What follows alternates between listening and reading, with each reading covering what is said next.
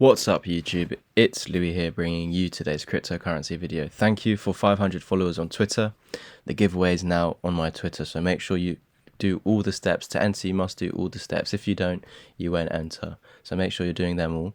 The 1,000 follower subscriber giveaway will follow that.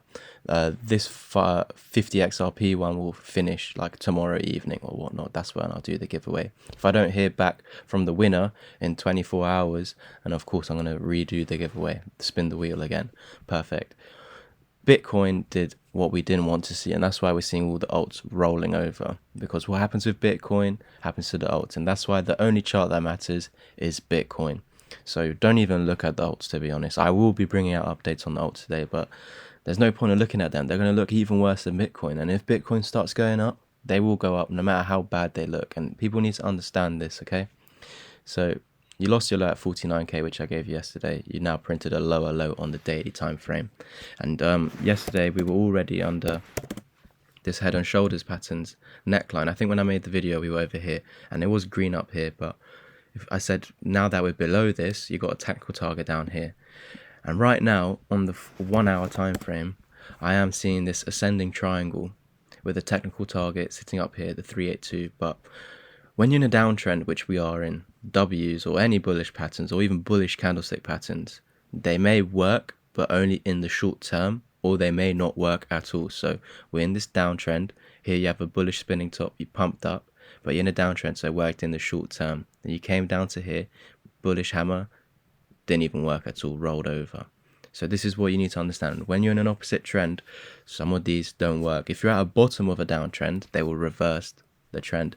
But if you're just a mid downtrend, they're going to work in the short term or not at all. And so that's why I think while we're in this downtrend, I don't think this W is going to play out. I think that if we do break out here, you could meet the target, but I don't think that you'd get back above this because you're still below it and you're still going to come to here. You could also get above, fail to hold this support, come to here, come all the way to the apex and potentially get up to here, but I don't think that's the case. I think if you even break out here and fall back in, I think you're going to lose this support and continue. Why? Because you're in a technical target to this until you break back above this. So until you get above that yellow line, I'm calling for 46k. And why? Because we have that daily lower low now.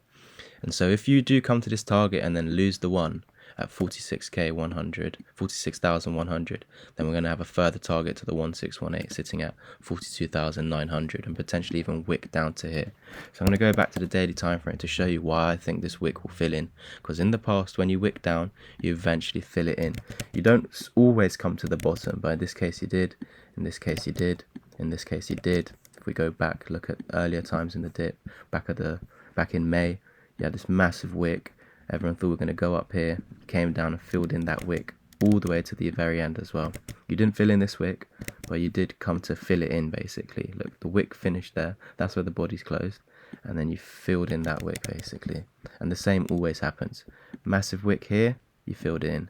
Massive wick here, you filled it in exactly. Over here you didn't fill it in exactly, but you don't have to fill it in exactly.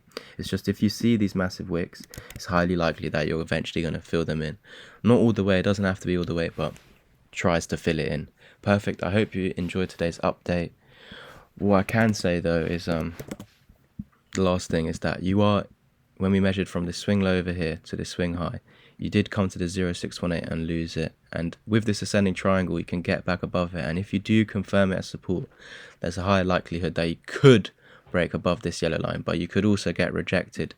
So it's all about holding this area of the 0618 and the 0786. If you lose the 0786, we're 100% going to come down to here, which we're doing anyway because we fell out of the head and shoulders over here. So I hope you understood today's update. If you didn't, just watch it again. Lose the 1, we're coming to the 1618.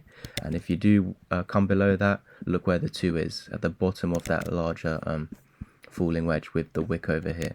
I hope you understood this video. I hope you enjoyed it. I'll catch you in the next one. And as always, peace.